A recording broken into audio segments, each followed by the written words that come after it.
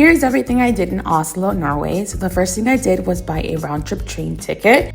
Just to let you know, train tickets here are quite expensive. It cost me about $48 for a round-trip ticket, which is the most I've spent in Europe. After that, I dropped off my bags and went on a stroll.